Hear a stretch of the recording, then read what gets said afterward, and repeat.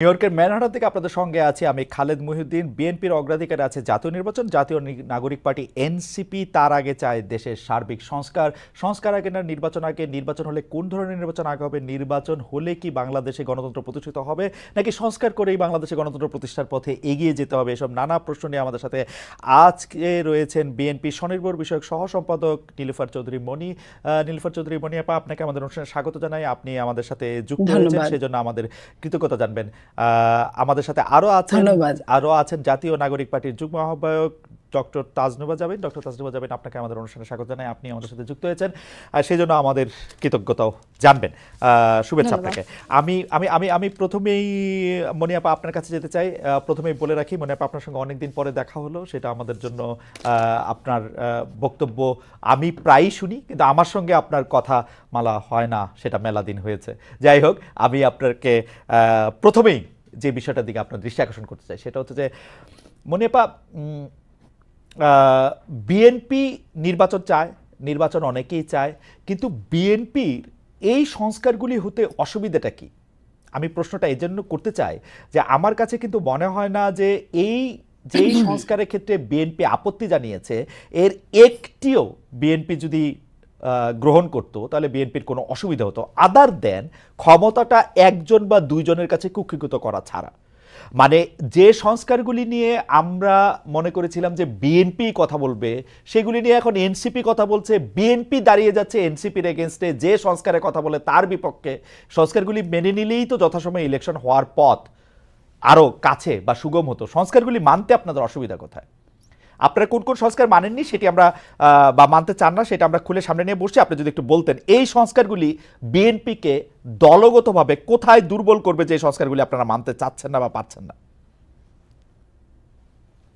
আপা, ধন্যবাদ আপনাকে। যারা শুনছেন আমার শুভেচ্ছা, অভিনন্দন। আমার সহ আলোচককে শুভেচ্ছা।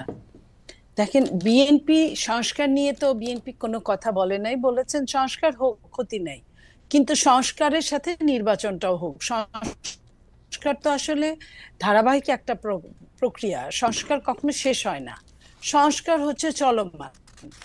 সংস্কার নিয়ে তারা কাজ করতে থাক, কিন্তু নির্বাচন ইতিমধ্যে 7 মাস চলে গেছে, সেটা নিয়ে আমরা নির্বাচন নিয়ে কথা বলতে পারি, নির্বাচনের রোডম্যাপ নিয়ে কথা বলতে পারি, সংস্কার যেভাবে চলতে থাক। তো এটাই বিএনপির কথা ছিল। তো যে সংস্কারগুলো ইতিমধ্যে যেটার 163টার যেগুলো নিয়ে কথা হচ্ছে, আলোচনা হচ্ছে, এগুলা তো আসলে অনেক রকম তর্ক বিতর্কের একটা জায়গা। এবং এটা আপনি জানেন খালেদ ভাই যে আপনি এই যেটাই সংস্কার করুক না কেন, পরবর্তী নির্বাচিত সরকারের মাধ্যমেই বিল পাস আকারে সংস্কারগুলো সফলতার মুখ দেখতে পারে একমাত্র, এছাড়া কোনো অন্য উপায় নেই। আরেকটা হলো গণভোট বা কিছু, সেটা যেহেতু সম্ভব না এই মুহূর্তে, তো নির্বাচন দিয়ে সরকারেরও উচিত, আমি মনে করি এই দলগুলোর সাথে, যে দলগুলো নির্বাচনে এর আগেও সরকারে গঠন করেছে, রাষ্ট্র পরিচালনা করেছে এবং পরেও করতে পারে, তাদের সাথে সম্পর্কটা যাতে সুন্দর থাকে। কোনো কেউই কিন্তু আসলে চিরস্থায়ী না। এই সরকার একটা সময়ের পর চলে যেতে হবে, এটাই সত্য, কিন্তু তারপরেও যে নির্বাচিত সরকার এবং অনির্বাচিত সরকার, দুটোর মধ্যে ফার ডিফারেন্স আছে। না মনে পা এই ডিফারেন্স বা এটা এটা এটা এটা ঠিক আছে, কিন্তু মনে পা আপনি কি আমাকে একটু বলবেন যে বিএনপি কি সংস্কার কমিশন যে জীবনে দুইবারে বেশি প্রধানমন্ত্রী হতে পারবে না, এটার সাথে একমত বিএনপি? আপনি বলছিলেন যে সংস্কার নিয়ে কোনো আপত্তি নাই। আমি আপনাকে বলি, বিএনপির তো 31 দফার মধ্যে কিন্তু স্পষ্ট আছে, অস্পষ্ট কোনো কথা নাই। আপনি যে প্রশ্নটা করলেন এটা নিয়ে কিন্তু বিএনপি সারা বাংলাদেশ, আপনি একটু আমার জন্য স্পষ্ট করেন, আপনি আমার জন্য একটু স্পষ্ট করেন, বিএনপি কি দুইবারে বেশি প্রধানমন্ত্রী হওয়ার জন্য একমত? দুইবারের বেশি প্রধানমন্ত্রী হওয়ার জন্য না হওয়ার জন্য, দুইবারের বেশি একাধারে মানে পরে আবার হতে পারবে, পরে আবার হতে পারবে, পরে আবার যদি মনে করে সেটা 2-3-4। এটা কেন বিএনপির জন্য এত বেশি প্রয়োজনীয়? মানে আপনি এখন দুইবার প্রধানমন্ত্রী হবেন, আবার আরেকজন মাঝখানে হবে, এরপরে আবার আপনি দুইবার হবেন একাধারে, এটা কি আপনি একাধারে বোঝাতে চাচ্ছেন যে দুইবারে বেশি একাধারে হতে পারবে না? দেখেন, একাধারে নিশ্চয়ই বিএনপি আপনাদের সামনে ক্লিয়ার করেছে বিএনপি এটাই বলেছে যে একাধারে দুইবারের বেশি কিন্তু প্রধানমন্ত্রী পরে হইতে বাধা চান না নাই, তারা। পরে আবার হইতে বাধা নাই। পরে পরে নিয়ে আসলে শোনেন, এটা নিয়ে কোনো আলোচনা হয় না। এটা এই আলোচনাটা আপনারা আপনারা তুললেন কেন মনিয়াপা? আপনারা কি ইলেকশন চান না, ভয় পান ইলেকশনে যাইতে? আমরা আমরা ভয় পাবো? আপনি কি এটা বলতে পারেন না, যে তাহলে এটা এই যে যে অবস্থাটা না ছিল? আপা, আমি আপনাকে একটু বুঝায় বলি। এই সংস্কারে যেই কথাগুলিতে আপনি আসলে একমত হন নাই, দুইবারের বেশি প্রধানমন্ত্রী হবে কিনা পরবর্তীকালে, এগুলি আপনাদের কোনোভাবেই আর দ্বিমত পোষণ করার কিছু ছিল না। আপনারা বললেই পারতেন যে হ্যাঁ আমরা এগুলি মানি, সংস্কার করে ফেলো, 1 মাসের মধ্যে সংস্কার হয়ে যেত, 2 মাসের মধ্যে ইলেকশনের জন্য প্রস্তুত হয়ে যেত। আপনারাই তো ইলেকশনটা দেরি করলেন এই সংস্কারের ব্যাপারে কথা বললে, তাই না? আমি আপনাকে একটা কথা বলি খালেদ ভাই, বিএনপি 31 দফার বাইরে গিয়ে বিএনপি যদি 31 দফার সাথে যদি মানে একমত না হয়ে পরবর্তীতে কিছু করে, আপনারা কিন্তু ছেড়ে কথা বলবেন না। কারণ এটা নিয়ে বিএনপি ইতিমধ্যে সমস্ত বাংলাদেশে এটা নিয়ে আপনার যত সেমিনার, সিম্পোজিয়াম সবকিছুই হচ্ছে। ওকে আপা, এই জায়গা থেকে একটু করে আসি। তার মানে একমত যদি না হয়, আপনারা যদি এখন বলেন যে আমরা সংস্কার করব, পরে আপনারা করলেন না, তখন আমরা এটাতে খুব খুশি হব না, এটা তো আপনি বলতেছেন। তার মানে কি বিএনপি কি আসলেই দুইবারের বেশি প্রধানমন্ত্রী থাকতে পারবে না, এটা রাখবে না?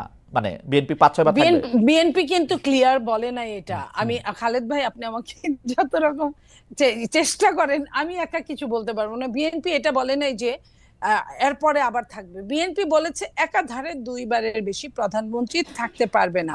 এখন এরপরেরটা আমার মনে হয় সংস্কার নিয়ে বিএনপির যারা নীতি নির্ধারক মহলের মধ্যে সালাউদ্দিন ভাই কথা বলছেন, কাজ করছেন সংস্কার নিয়ে, আমার মনে হয় যে আমাকে না ডেকে যদি উনাকে ডাকতেন সবচেয়ে ভালো হতো। উনি আপনার এই প্রশ্নের উত্তরটা সরাসরি দিতে পারতো, যেহেতু উনি কাজ করছেন। আপা আমি একটা কথা বলি, পরে আমি বলতে পারি। আপা আমি একটা কথা বলি, বিএনপি কিন্তু তার অবস্থান স্পষ্ট করেছে যে যেখানে সংস্কার কমিশন বলেছেন যে দুবারের বেশি কেউ প্রধানমন্ত্রী থাকতে পারবে না, বিএনপির অবস্থাটা পরিষ্কার করেছেন যে একাধারে দুবারের বেশি কেউ থাকতে পারবে না।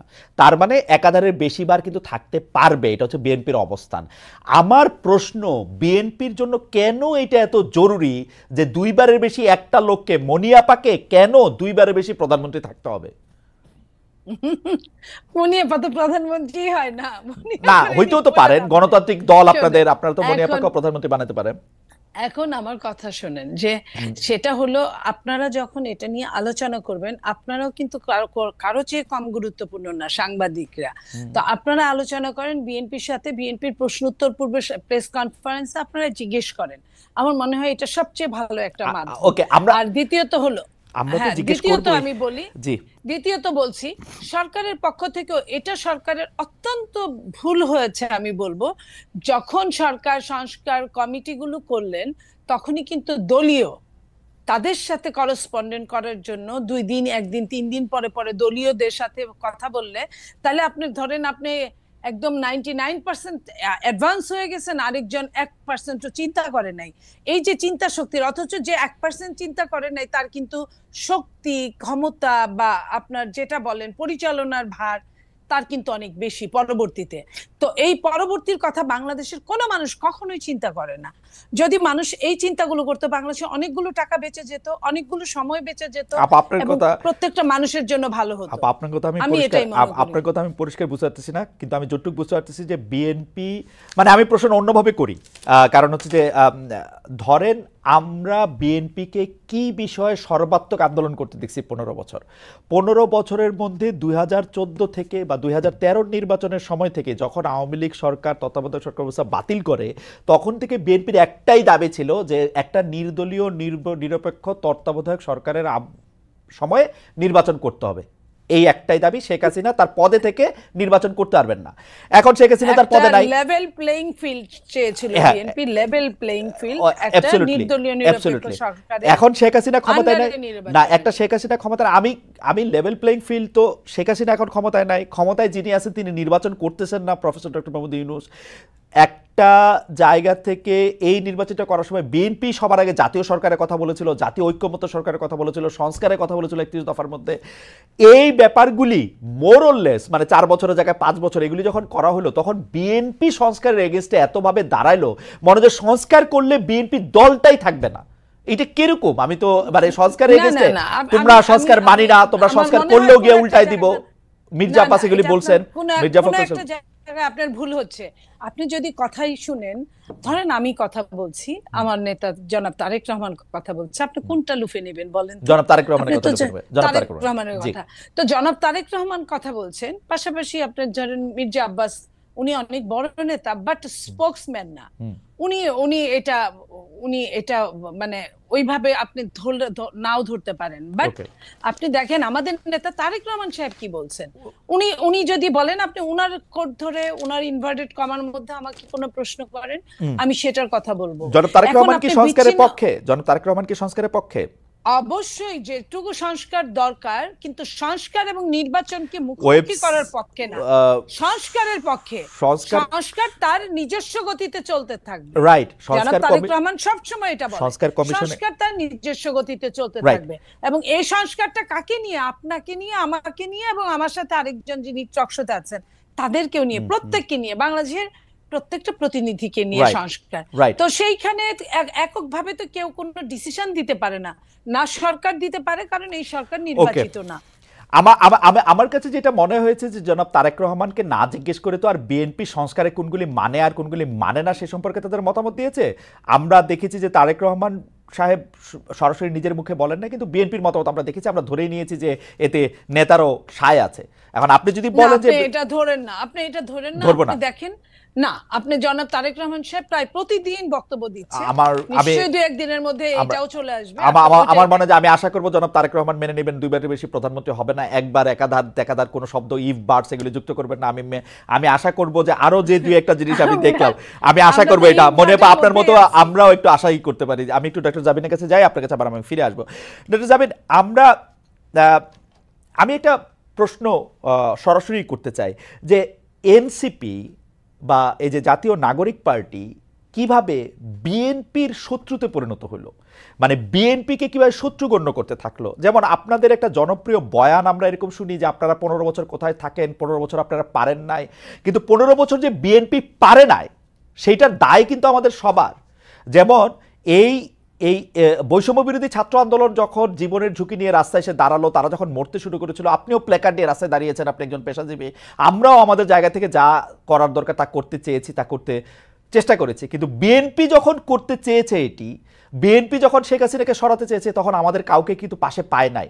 এই 15 বছর ধরে সংগ্রামরত, তারপর হচ্ছে বিভিন্নভাবে মজলুম দলটা কিভাবে এনসিপির সবচেয়ে বড় প্রতিপক্ষতে পরিণত হলো।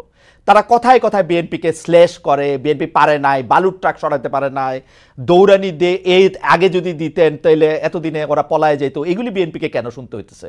মানে বিএনপির অপরাধটা কি? এবং সেটা কিন্তু আজকে থেকে না, প্রথম দিন থেকে। এবং বিএনপির অপরাধ আমি সরাসরি দেখি যে বিএনপি একটা নির্বাচন চায় এবং নির্বাচন করে এটা দেখতে চায় যে কারা আসলে কটুক দিতে পারে। আপনি যদি আমাদের একটু বলতেন ডক্টর জাবিন। ভাই, আপনাকে ধন্যবাদ। মনি আপা এবং যারা দেখছেন সবাইকে শুভেচ্ছা। যে কেন 15 বছরে বিএনপির ডাকে মানুষ রাস্তায় নামে নাই বা সবাই এই গণ অভ্যুত্থানে অংশ নেয় নাই, কেন অচেনা অজানা কয়েকজন ছাত্রের ডাকে নিয়েছে, এটার যদি একটা ব্যাখ্যা আমি খুব সংক্ষেপে বলি, বিএনপি সবসময় যে নির্দলীয় সুষ্ঠু নির্বাচন, ফ্যাসিবাদের এই যে তাদের যে 31 দফা, যেটা 2.5 বছর আগে 2023 সালের 13 জুলাই যে 31 দফা, সেখানে তারা একটা সুষ্ঠু নির্বাচনের জন্য চেয়েছে, সেটা ফ্যাসিস্টের সাথে হাসিনা থাকা অবস্থায়। আর এই অচেনা অজানা ছেলেগুলা বা মেয়েরা, এই তরুণরা এই গণ অভ্যুত্থানের ডাকটা দিয়েছিল ফ্যাসিবাদ ব্যবস্থা বিলোপের জন্য। এই পুরো ব্যবস্থাটার বিরুদ্ধেই কিন্তু তারা মানুষকে ডাক দিয়েছিল, এবং এই জন্য এখানে কিন্তু একটা বিশাল পরিবর্তন, মানে ফ্যাসিবাদ ব্যবস্থা বিলোপের জন্য ডাকটা দিয়েছিল। আপনি বলতে চাইছেন যে কোটা আন্দোলনের শুরু থেকেই ডাকটা ছিল, নাকি আপনি জুলাইয়ের অগাস্টের 2 তারিখের কথা বলছেন? না, যখন আন্দোলনটা ওই পর্যায়ে যায়, অগাস্টের 2 তারিখে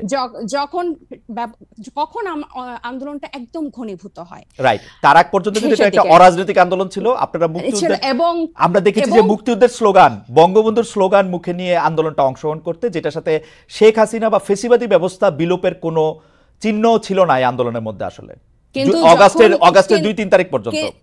কিন্তু যখন সেই রাতে রাজাকার যে তাদের যে বয়ান সেটা দিয়ে যখন তারা ছাত্র জনতাকে ট্রিগার করলো, তখন কিন্তু পুরো আন্দোলনের মোড় ঘুরতে শুরু করলো। এবং আপনি যে প্রসঙ্গটা বললেন যে শত্রু, আসলে ফ্যাসিবাদ, বিএনপি কিন্তু একটা ফ্যাসিবাদ বিরোধী শক্তি, এই গণ অভ্যুত্থানেরই অন্যতম স্টেক হোল্ডার। এবং গত 15 বছরে তাদের যে নির্যাতন, তাদের প্রত্যেকটা নেতা কর্মীদের বিরুদ্ধে যে অজস্র মামলা, এটা অস্বীকার করে কোনো উপায় নাই। কিন্তু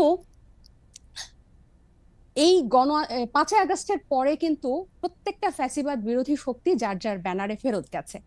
এখন যখন গণ অভ্যুত্থানটা নিয়ে প্রশ্ন ওঠে, গণ অভ্যুত্থানের ভাগিদার নিয়ে প্রশ্ন ওঠে, সবাইকে কিন্তু সমান সেটার অংশীদার তারা দাবি করে, খুব ভালো কথা। কিন্তু যখন ব্যর্থতা বা কোনো ধরনের জবাবদিহিতার মধ্যে পড়তে হয়, তখন কিন্তু শুধু ছাত্র তরুণদেরকে পড়তে হয়, বা এই গুটি কয়েক ছাত্রকে ধরে পড়তে হয় যে, এবং এই শত্রু বা তারা 15 বছরে কিছু পারে নাই, এই কথাটা কিন্তু শুধু ছাত্র তরুণদের পক্ষ থেকে যায় না, এটা জনগণের পক্ষ থেকেও যায়। আপনি যদি আপনাদের এই অনুষ্ঠানগুলোর নিচে কমেন্ট গুলা দেখেন, কখনো যদি চোখে পড়ে, এখানে কিন্তু যাদের প্রকৃত অর্থে যাদের অ্যাকাউন্ট আছে, এরকম অনেক মানুষ কিন্তু খুব সুন্দর সুন্দর কথা লেখে এবং কাউকে অ্যাটাক করে না, খুব গঠনমূলক ভাবেই কিন্তু লেখে। এটা থেকে কিন্তু আপনারা নিজেরাও বুঝতে পারবেন এবং আশেপাশের মানুষ থেকেও বুঝতে পারবেন যে গত 15 বছরে একটা যোগ্য বিরোধী দল হওয়ার ব্যর্থতা কিন্তু এদেশকে ভুগিয়েছে, একটা সফল বিরোধী দল হওয়ার ব্যর্থতা কিন্তু এদেশকে ভুগিয়েছে। এটা শুধু ছাত্র জনতা হিসেবে আমরা যে বলি যে, বা এনসিপি এই নতুন করে যে এটা বলে, ব্যাপারটা তা না। আরেকটা বিষয় হচ্ছে, এই শত্রু বা এই মুখোমুখি দাঁড় করানোর ব্যাপারটা কিন্তু এক দিক থেকে না। আপনি দেখবেন এই যে কিছুদিন আগে এক টক শোতে আমার এক সহ আলোচক বলছিলেন, আমি 90 সালের গণ অভ্যুত্থানের একটা কথা বলছিলাম, উনি বলছেন 90 সালে তোমার বয়স কত ছিল, বেয়াদব, অপরিপক্ক, আদব কায়দা জানে না, তোমাদের বয়সে মানে এক একজনের, আমাদের রাজনৈতিক জীবন বা রাজনৈতিক পথ চলা তোমাদের বয়সের বেশি, এই যে খাটো করে দেখা, এই যে হেয় করে দেখা, তো এটার প্রতিক্রিয়াতেও কিন্তু কিছু কথা চলে আসে। না ডক্টর জাবিন আসেন, আমরা একটু আমার ব্যর্থতা, আমি আপনার প্রশ্নটা আসলে বুঝাতে পারছি কিনা আমি জানি না।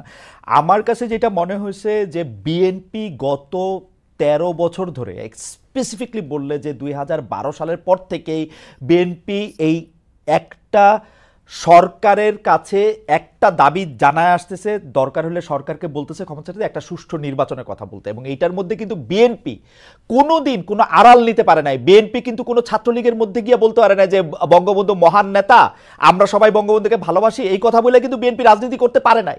বিএনপিকে রাজনীতিটা করতে হয়েছে বিএনপির কথা বলেই, শেখ হাসিনার এগেনস্টে কথা বলেই বিএনপি রাজনীতি করতে হয়েছে। তার জন্য মামলা, মোকদ্দমা, জেল, জুলুম যত কিছু করছে, চা খাচ্ছে।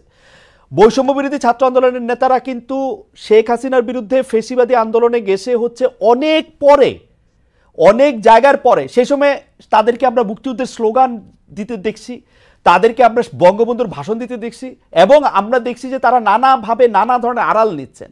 বিএনপি কিন্তু এই সুযোগটা পায় না। আমার প্রশ্নটা হচ্ছে, যেই বিএনপি এত ত্যাগ করলো, এবং তারা কিন্তু সরকারে গিয়া 3 জন মন্ত্রী হয় নাই, 3 জন মন্ত্রী এই বৈষম্য বিরোধী ছাত্ররাই হয়েছে। তারা কিন্তু কোনো কিছু দখল করে নাই, তাদের একটাই চাওয়া ছিল ইলেকশনে যাওয়া। এবং ইলেকশন যাওয়ার পর থেকে বিএনপিকে কি শুনতে হয়েছে আপনাদের কাছ থেকে আপনি দেখেন। আমি ছোট করে একটু বলি, আমার মাফ করবেন, আপনাদের কাছে শুনতে হয়েছে বিএনপি নাকি আওয়ামী লীগকে পুনর্বাসন করতেছে, বিএনপি নাকি আওয়ামী লীগকে নিয়ে আসতেছে। আওয়ামী লীগ দিয়া বিএনপির নেতারা যেভাবে ক্ষতিগ্রস্ত হয়েছে, তার 100 ভাগের 1 ভাগ বাংলাদেশে কেউ হয় নাই। এরপরও বিএনপি কেমনে শত্রু হইল এনসিপির, এইটার কারণটা কি? মানে বিএনপিকে ক্ষমতা থেকে ঠেকানোটা কেন এত জরুরি হয়ে পড়লো? এখানে এটা শত্রুতার প্রশ্ন না খালেদ ভাই। এই যে কেন শুধু সুষ্ঠু নির্বাচনই চেয়েছিল, নির্বাচন কেন্দ্রিক রাজনীতি তারা করেছে। এই যে হাসিনা কিভাবে এই 3টা অবৈধ নির্বাচন করে ফ্যাসিস্টের সাম্রাজ্য টিকে রেখেছিল, তাদের রাজনীতিটাই ছিল নির্বাচন কেন্দ্রিক। কারণ নির্বাচন হলেই শুধু গণতন্ত্র হবে, গণতন্ত্র ফিরে আসবে, এটা তাদের একটা রাজনৈতিক একটা চালের, এটা বা তাদের কি বলবো আমি, পরিকল্পনার ভুল বলবো, যে তারা সবসময়, আপনিই বলছেন যে তারা সবসময় সুষ্ঠু নির্বাচনই চেয়েছে। কেন তারা হাসিনার এই যে তার যে সাম্রাজ্য, 3টা বিভাগ, এই যে সবকিছু তার একক কর্তৃত্বে, একক হাতে, প্রত্যেকটা রাষ্ট্রীয় প্রতিষ্ঠানের একটা ইট পাতা যে হাসিনার কথা ছাড়া বা স্বৈরশাসকের কথা ছাড়া চলতো না, বা মানুষকে সম্পৃক্ত করার যে রাজনীতি, এটা তো বিএনপি করতে ব্যর্থ হয়েছে। এবং জনগণের কথা না বলে, জনগণ এই যে এখনো তারা যে 31 দফা বলে বলে যেসব গণভোট অসম্ভব বলছে, যেসবে আমরা জনগণকে সম্পৃক্ত করতে চাচ্ছি, বিএনপি আবার সেসব জায়গায় জনগণকে দূরে ঠেলে দিয়ে আবার নির্বাচনের কথা বলছে। এখানে কিন্তু আপনি দেখেন তারা কিন্তু আবার জনগণকে নিজেদের থেকে দূরে সরাচ্ছে। জনগণ কিন্তু তাদেরকে চাচ্ছে, এবং তারা একটা প্রতিষ্ঠিত রাজনৈতিক দল, তারা নির্যাতিত রাজনৈতিক দল। আপনি নিজেই বলছেন যে তারা সব সময় সুষ্ঠু নির্বাচন চেয়েছে। একটা দেশের গণতন্ত্র কি শুধু সুষ্ঠু নির্বাচনের, একমাত্র শুধু সুষ্ঠু নির্বাচনের মধ্যে এই নির্বাচন ব্যবস্থাটা কিরকম, এই নির্বাচনটা দাঁড়িয়ে আছে কিসের উপর? এই যে এই নির্বাচন কমিশনার গুলা, বিচারক এবং প্রত্যেকটা রাষ্ট্রীয় প্রতিষ্ঠান, তাদের মন্ত্রিসভাগুলা কিসের উপর দাঁড়িয়েছে? আইন শৃঙ্খলা বাহিনী, পুলিশ, র্যাব, প্রত্যেকটা গোয়েন্দা বাহিনী কিসের উপর দাঁড়িয়ে আছে? এগুলোর সংস্কারের কথা, এগুলোর বিরুদ্ধে কথা, প্রত্যেকটা সবসময় তাদের একটা উপর দিয়ে কথা, যে চেষ্টা করা হবে, পরিবর্তন করা হবে, কিন্তু স্পেসিফিক্যালি উপায়টা কি, পথটা কি, তারা জনগণের কাছে সেটা পরিষ্কার করে না। যেটা ছাত্র জনতা বা এখন পরবর্তীতে হয়েছে, হয় আন্দোলনটা কোটা বিরোধী আন্দোলন দিয়ে শুরু হয়েছিল, এবং সব সময় কিন্তু এটা একটু বাংলাদেশের ইতিহাসে প্রথম না, একটা দিয়েই শুরু হয়েছিল। কিন্তু এই পুঞ্জীভূত যে স্বৈরশাসকের 15 বছরের যে পুঞ্জীভূত ক্ষোভ, সেটা কিন্তু প্রকাশিত হয়েছে একটা সিস্টেম, একটা ধাপ পেরিয়েই কিন্তু সেদিকে গিয়েছে।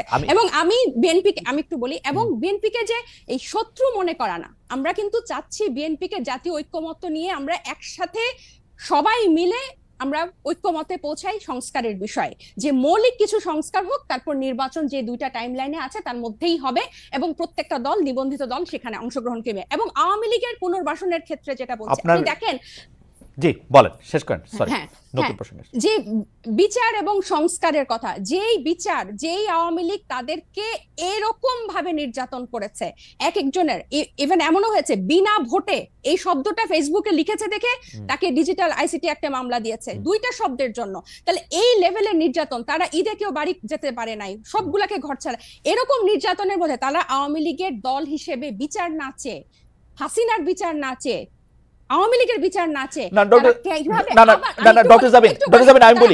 আমি বলি আমরা দুইজন, মানে আপনি আর আমি কি 2টা আলাদা দুনিয়াতে বাস করি? মানে আপনি যে এই শব্দটা বলতেছেন যে তারা হাসিনার বিচার না চেয়ে, আমি তো দেখতেছি বিএনপির নেতৃবৃন্দ প্রতিটা ভাষণে, মানে তারেক রহমান থেকে ফখরুল ইসলাম আলমগীর, প্রতিটা ভাষণে হাসিনার বিচার চাইতে থাকেন। গত 15 বছর চেয়েছেন, এখনো চান। মানে হাসিনার বিচার না চেয়ে এটা কোত্থেকে আসলো? বিচার কি শুধু এই খালেদ ভাই, বিচার চাইলে আর কি এদেশের বিচার হয়ে যায়? বিচার ব্যবস্থার কি অবস্থা? না না, আপনি বিচার যে না চেয়ে বলতেছেন সেটা কি থেকে বলতেছেন? জি বলেন। গত এই হাসিনা প্রধান বিচারপতিকে তার একজন এমপ্লয়ি দিয়ে তো দেশ ছাড়া করেছে। আমাদের তো এবং এই যে বিচার ব্যবস্থার প্রতি যে মানুষের আস্থা আনা, এবং আমরা কিন্তু বলছি না পুরো বিচারটা শেষ করতে হবে, একটা দৃশ্যমান বিচার প্রক্রিয়া। আইসিটি কি করছে? এই জাতিসংঘের মানবাধিকার কিন্তু পরিষ্কার তাদের রিপোর্টে লিখেছে যে এটা এখানে আন্তর্জাতিক অপরাধ হয়েছে। আপনি কি জানেন শেখ হাসিনার বিরুদ্ধে এই পর্যন্ত কতটা মামলা হয়েছে, কতটা মামলার ফাইনাল রিপোর্ট বা চার্জশিট একদম কাছাকাছি চলে আসছে? এগুলি সবগুলি বিচার প্রক্রিয়ার অংশ, এবং এই সবগুলি বিচার শুরু হয়েছে আসলে। এবং সেটার দৃশ্যমান, আপনি দৃশ্যমান কি চান? দৃশ্যমান কি চান?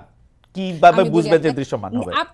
আপনি যে বলছেন আমি আর আপনি 2টা আলাদা ভুবনে থাকি, সত্যি করে খালেদ ভাই, নির্বাচন নিয়ে শুধু নির্বাচন কিন্তু আমরা চাই না, ব্যাপারটা এরকম না। শুধু নির্বাচন নিয়ে যে ধরনের আলাপ, যে ধরনের বক্তৃতা, যে ধরনের প্রচার, যে একটা নির্বাচিত সরকার আসলেই সংস্কার করে দিবে, একটা নির্বাচিত সরকার আসলেই বিচার হবে, আর তারা এসে বিচার করবে, এটা ছাড়া এই আওয়ামী লীগ যে 15 বছরে যে শুধু তো জুলাই হত্যাকাণ্ড না, পিলখানা, শাপলা, 3টা অবৈধ নির্বাচন, তারপর এই গুম, বিচার বহির্ভূত হত্যাকাণ্ড এবং ব্যাংক লুট, মানে অন্য মাত্রার, এগুলোর বিচার, এগুলো নিয়ে কথা কি আছে টেবিলে? আমার তো মনে হয় না। যদি এরকম আমার মনে যে আপনি শুনলে হয়তো দেখবেন যে এগুলো সবগুলি আছে, এই কোনোটাই নাই তা না, এবং এর প্রত্যেকটার বিচার হইতেছেও, কিন্তু প্রত্যেকটার বিচার প্রক্রিয়া শুরু হয়েছে। বিচার প্রক্রিয়া তো আদালতে শুরু হয় না, যাবেন বিচার প্রক্রিয়া শুরু হয় তদন্তের মাধ্যমে, বিচার প্রক্রিয়া শুরু হয়েছে। আমি খালেদ ভাই, আমি আপনাকে একটা বলি, এই কিছুদিন আগে যে আমাদের ঢাকা মেয়রের কে ঘোষণা করা হলো, এই এই এই এই বিচারের এই বিএনপি পন্থী একজনকে ঢাকা মেয়রের ঘোষণা করা হলো আদালতের রায়। আপনি কি মনে করেন যে পূর্ণ আস্থা 7 মাসের মধ্যে, 7 মাস আগে যে হাসিনা 15 বছর এরকম একটা ভঙ্গুর বিচার ব্যবস্থায় তৈরি করে 7 মাসের মধ্যে বিদায় নিল, আর 7 মাসে সব ওয়াশ হয়ে গেল, সবাই এটা নিশ্চয়তা দিবে? আমি আপনাকে একটু শেষ করে, আমরা কিন্তু এই বিচার ব্যবস্থাটারও কিন্তু সংস্কার চেয়েছি, এবং সবাই যে বলে, ওনারা যে বলে যে সংস্কার দীর্ঘ চলমান প্রক্রিয়া এবং অনেক দিন ধরে চলবে এবং পানির মতো প্রবাহ, সব ঠিক আছে, কিন্তু এটার একটা স্পেসিফিক, আবার আমি বলছি, পন্থা পদ্ধতি, যে এই করলে বিচার হবে, এইভাবে এটা হচ্ছে, এতটুকু অগ্রগতি হয়েছে আইসিটিতে, এতটুকু হচ্ছে বা এরকম হবে। আমার মনে হয় যে আমাদের যে 15 বছরের যে ভঙ্গুর বিচার ব্যবস্থা, সেটার পরে যে আমাদের কিন্তু এই সন্দেহটা রয়ে যায় প্রত্যেকটা শহীদ। আমি একটু দুইটা বিষয় আপনাকে একটু বলে আমি একটু মনে আপনার কাছে, আমার মনে হয় যে আপনারা এনসিপির পক্ষ থেকে যেখানে আইসিটি ট্রায়াল হচ্ছে এবং শেখ হাসিনা এবং শেখ হাসিনার অন্যান্য সহযোগীদের বিরুদ্ধে যেসব মামলা হয়েছে, সেই মামলাগুলির আপনারা খোঁজ নিতে পারেন। আমি দায়িত্ব নিয়ে বলতে পারি, বর্তমানে যিনি প্রধান বিচারপতি রয়েছেন সৈয়দ রেফাত আহমেদ, তার সময় বাংলাদেশের বিচার ব্যবস্থায় আসলে আমূল পরিবর্তন করা হয়েছে। যেখানে আসলে তারেক সাহেবের মামলা দেওয়া হয়েছে, সেই তারেক সাহেবের মামলা রায় যেখানে দেওয়া হয়েছে, সেখানে নতুন বিচারক এসেছেন এবং বাংলাদেশের প্রত্যেকটা জায়গায় আসলে সিটিং জজগুলি নতুন নিয়োগ দেওয়া হয়েছে, এগুলি পুরনো কেউ নাই। এটা আপনারা খোঁজ নিলে নিশ্চয়ই আপনারা জানবেন। তারপরও আমি মনি আপাকে এই প্রশ্ন করতেই চাই। ডক্টর জাবিন অনেকগুলি ভ্যালিড প্রশ্ন তুলেছেন, সেই ব্যাপারে আপনার সাথে আসলে আমি একটু কথা বলতে চাই। তার আগে আমরা সরকারের কাছে জানতে চেয়েছিলাম, বিএনপির দর্শকদের কাছে, বিএনপির কেন্দ্রীয় নেতৃত্বের নিয়ন্ত্রণ স্থানীয় পর্যায়ে নাই দাবি করেছে জাতীয় নাগরিক পার্টি। বিএনপির কেন্দ্রীয় নেতৃত্বের নিয়ন্ত্রণ স্থানীয় পর্যায়ে নাই, এই দাবি হচ্ছে জাতীয় নাগরিক পার্টির। দর্শকদের কাছে প্রশ্ন, এনসিপির এমন বিবৃতি সঠিক বলে মনে করেন কিনা? শতকরা 87% দর্শক এই বক্তব্যের সাথে একমত পোষণ করছেন, শতকরা 13% দর্শক একমত হন নাই। 64,000 দর্শক, আমি যখন এই প্রিন্ট আউটটি নিয়েছি তখন 64,000 দর্শক ভোট দিয়েছিলেন, এখন তার চেয়ে অনেক বেশি ভোট দিয়েছেন। মনে পাবে যে প্রশ্ন করতে চাই, সেই প্রশ্নটি হচ্ছে অনেকটা এরকম যে আমরা দেখেছি যে জনাব তারেক রহমানের সকল মামলা তুলে নেওয়া হয়েছে এবং ইন অ্যাবসেন্সিয়া। আমরা দেখেছি যে এই মেয়র ইশরাকের কথা বলা হয়েছে, আমরা দেখেছি এই সরকার ইভেন ডক্টর ইউনূস ক্ষমতা নেওয়ার আগেই বেগম জিয়ার সকল মামলা তুলে নেওয়া হয়েছে। সেটি যৌক্তিক বা অযৌক্তিক সেই জায়গায় আমি আসতেছি না। আমার কথা হচ্ছে যে এত সব কিছু থাকা সত্ত্বেও সব জায়গায় আপনাদের ফেভারেবল, সব মানে প্রশাসন, পুলিশ, বিচারালয় সবকিছু আপনাদের ফেভারে থাকা সত্ত্বেও আপনারা কেন মনে করতেছেন না যে এই এখন একটা লেভেল প্লেইং ফিল্ড হয়েছে?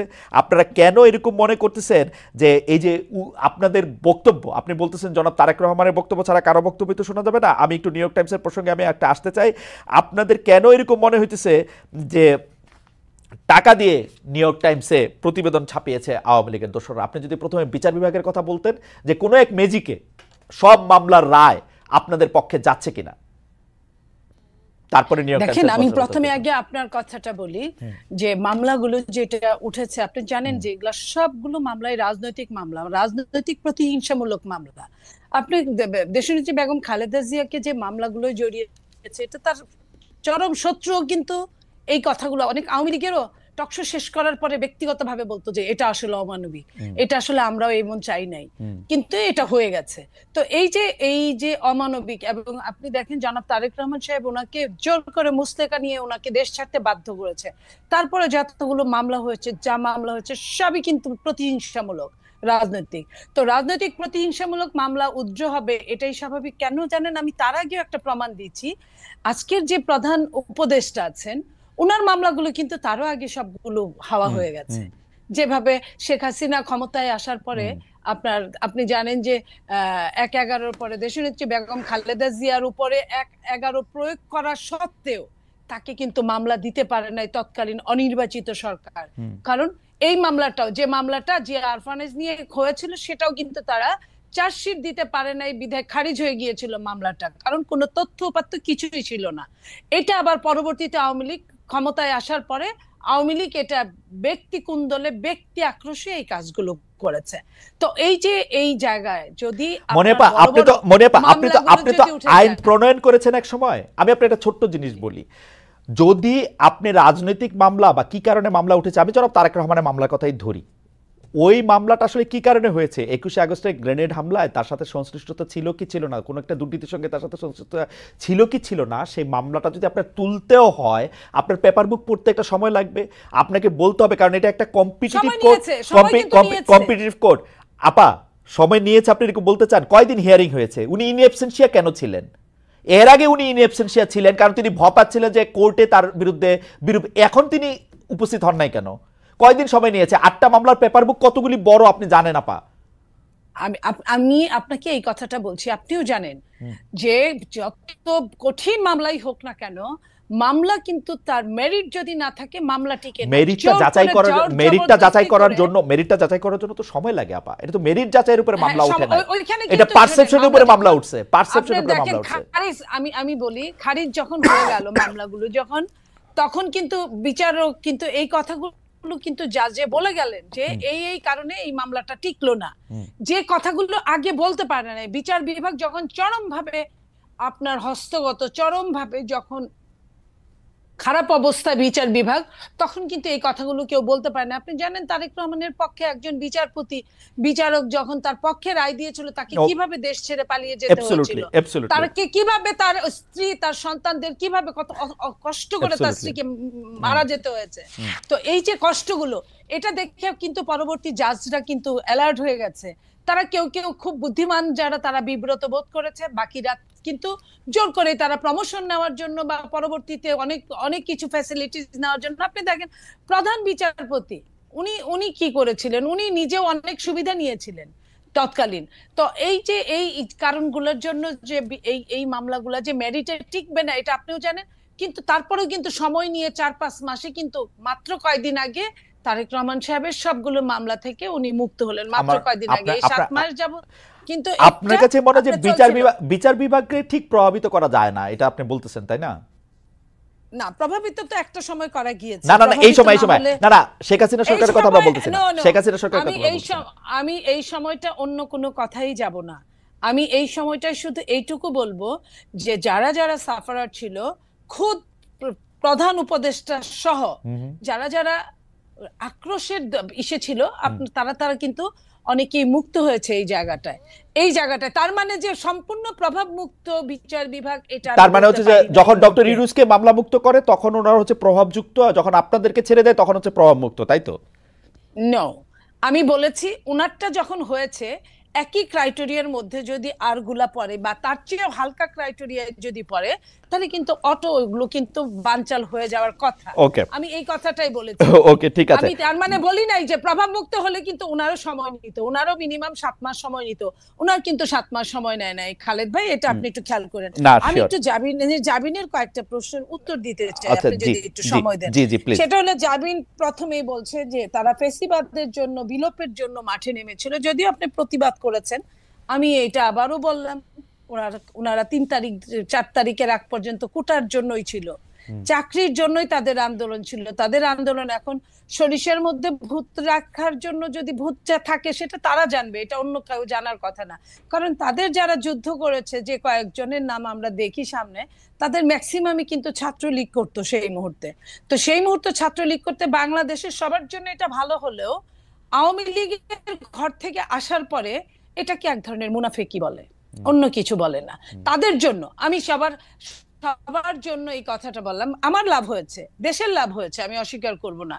কিন্তু এই লাভের জন্য কিন্তু মনিয়াপা, ওরা তো তবু 1-1.5 বছরের একটা প্ল্যান করে 1-1.5 মাসের মধ্যে থেকে এটা এক্সিকিউশন করে, সেটা কোটা দিয়েই পারুক আর যাই দিয়ে পারুক, ওরা তো এটা এক্সিকিউশন করে দেখাইছে মাঠের মধ্যে। সেদিন মাঠে ছিলাম না, আপনারা মাঠে ছিলেন, কিন্তু আপনারা মাঠে মরেন নাই, মরছে উনারাই। আমি কে বলেছে আমাদের লোক বেশি মরেছে? ছাত্ররা, সেটা আপনারা দাবি করেন, আমি বলি প্লিজ, কয়জন ছাত্র আমি প্রত্যেকটা শহীদের প্রতি শ্রদ্ধা রেখে কথা বলছি, এবং ছাত্র ছাড়া যারা বাকি ছিল সবই অনেক বেশি, তার চেয়ে অনেক বেশি রিকশাওয়ালা, ভ্যান গাড়ি চালক, বিএনপি তো না, বিএনপি তো না, বিএনপি অবশ্যই বিএনপি না, রিকশাওয়ালা তো বৈষম্য বিরোধীর কথা শুই নাই আসছে, বিএনপির কথা শুনে তো আসে নাই। কোন বৈষম্য বিরোধী না। শোনেন, যখন আপনি মানবতার জন্য 28শে অক্টোবরও তো বাংলাদেশে মানুষ রিকশা চালাইতো আপা, 28শে অক্টোবরও তো বাংলাদেশে মানুষ রিকশা চালাইতো, তারা তো আসে নাই। আমি আমি আপনাকে এটাই বলি, এই জন্যই তো মুনাফেক হতে হয়েছে। আমি এখন ওদের পক্ষেই কথা বলছি। জি বলেন। কারণ হ্যাঁ, ওরা যদি বিএনপি হয়ে নামতো, ওরা যদি বিএনপি, ওদের কিন্তু অনেকেই কিন্তু বিএনপি সন্তান, হ্যাঁ। বড় বড় নেতা উপদেষ্টারাও কিন্তু বিএনপি সন্তান।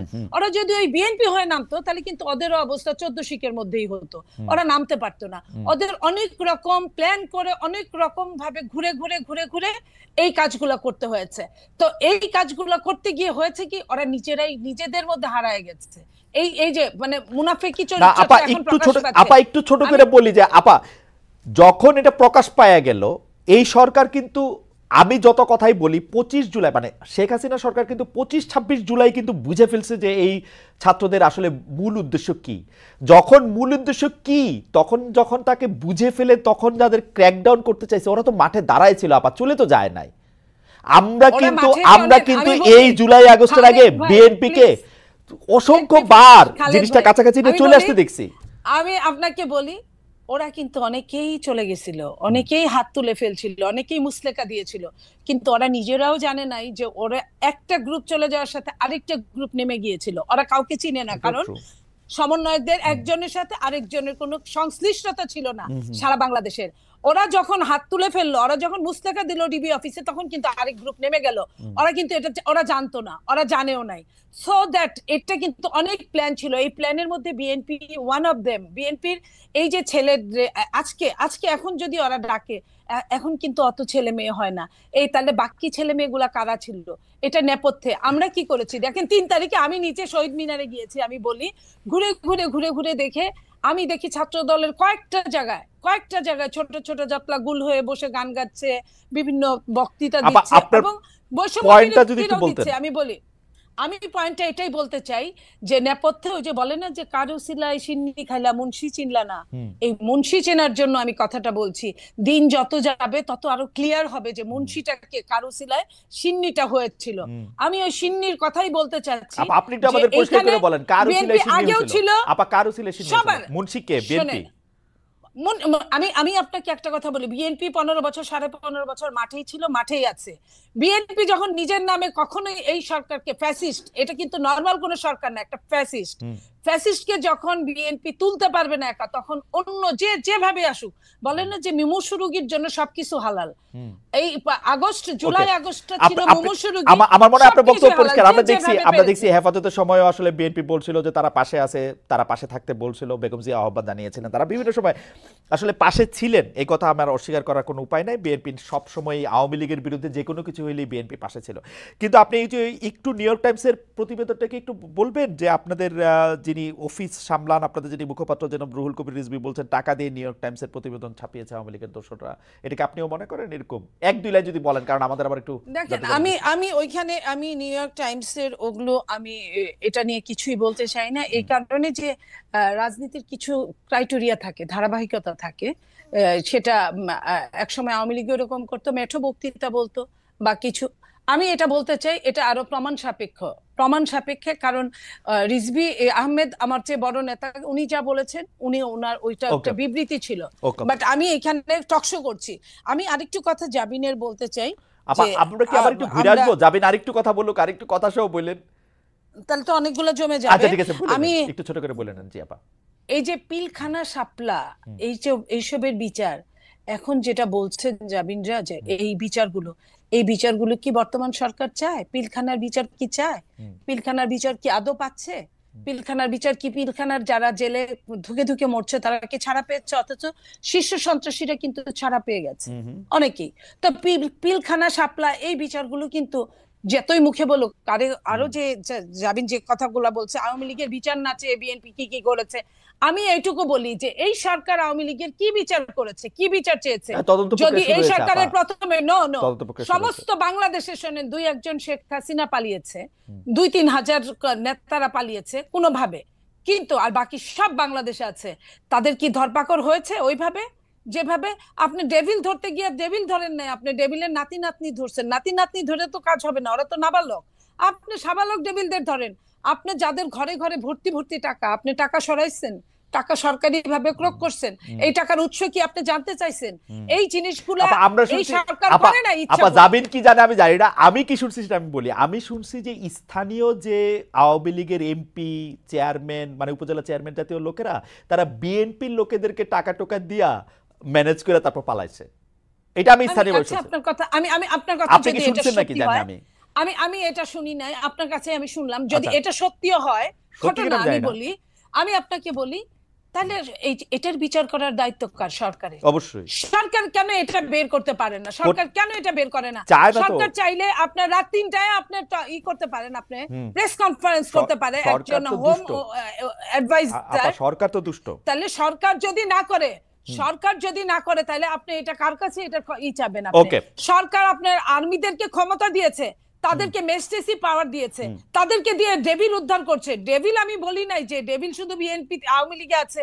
বিএনপিতে যদি থাকে এটা সরকার বের করবে, যদি নাগরিক কমিটিতে থাকে এটাও সরকার বের করবে, যদি সাংবাদিকদের মধ্যে থাকে সেটাও সরকার বের করবে। আপনার বক্তব্য পরিষ্কার। সরকার আমার মনে হয় যে আপনি একদম স্পষ্ট বলেছেন। আমি এই জায়গা থেকে একটু ডক্টর জাবিনের কাছে যেতে চাই। ডক্টর জাবিন, আমরা যে জরিপের যে প্রশ্নটা পড়লাম সেই প্রশ্নটা নিয়ে আপনার কাছে একটু আসি।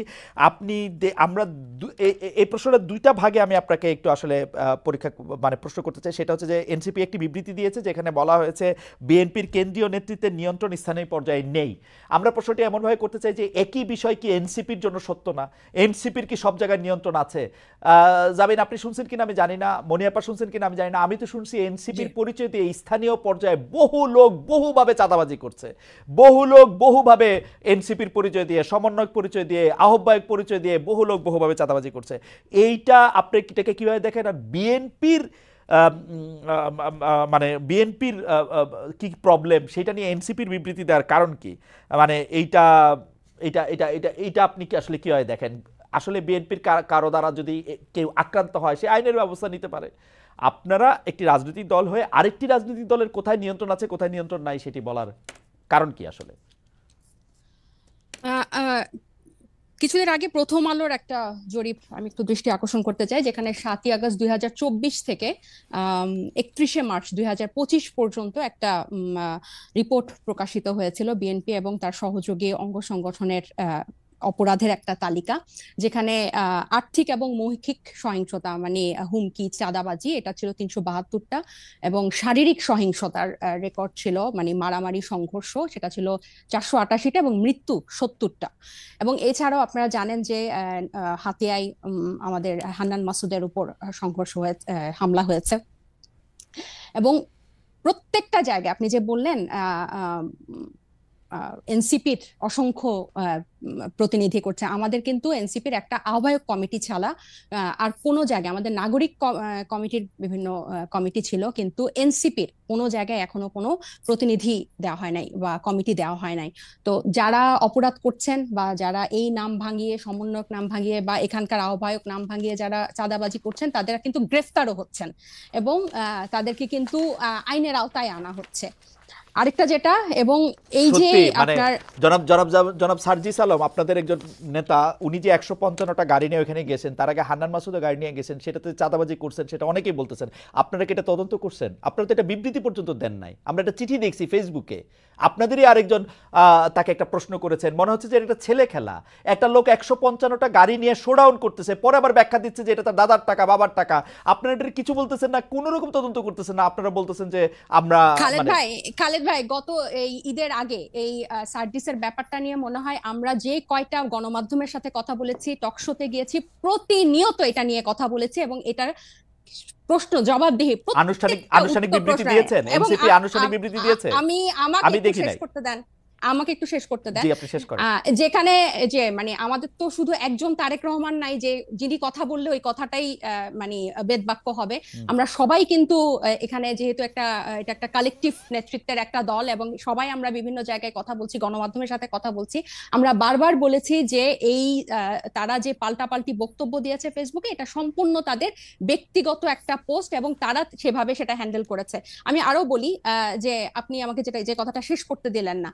তো এই যে বিভিন্ন জায়গায় যে তাদের এই সহিংসতা এবং তাদের যে স্থানীয় পর্যায়ে নিয়ন্ত্রণ নাই, এটা স্বয়ং তাদের দলের যে তারেক রহমান সাহেব, উনি নিজেও কিছুদিন আগে, এই দু একদিন আগে, ঈদের আগে একটা বক্তব্যে বলেছেন যে যারা এরকম করছেন তাদেরকে উনি ডিজোন করেন বা টানতে পারেন না। সো এটা প্রমাণিত যে তাদের স্থানীয় পর্যায়ে তাদের ইয়াটা নাই, কন্ট্রোলটা নাই, এবং নিজে উনি এই কথা স্বীকার করেছেন। আর আমাদের দলের সাথে যে আপনারা বিএনপির তুলনা করছেন, এটা এই কারণে আমি বলবো যে আমরা এখনো সাংগঠনিক ভাবে ওভাবে বিস্তার লাভ করি নাই। নতুন একটা রাজনৈতিক দলে অনেকেই কিন্তু শেল্টার নিতে চাইবে বা নাম ভাঙিয়ে এটা করতে চাইবে, কারণ এই যে এইগুলো কিন্তু এই 1 মাস আগে আমরা এসে নতুন করে তৈরি করি নাই, বরং এই পুরনো রাজনৈতিক অপসংস্কৃতির মধ্যে আমরা এসেই জন্ম নিয়েছি।